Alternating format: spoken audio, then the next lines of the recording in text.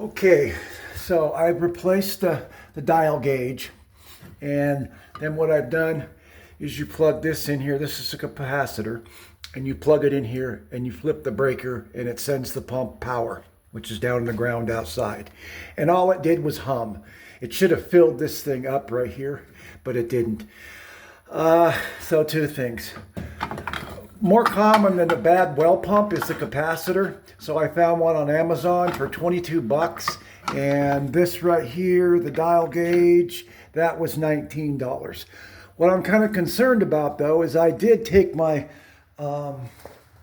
my air pump here with the gauge on the end, and I filled this up to what the tank wants to be, just with nothing in it. It's at 28 psi, and it bled off.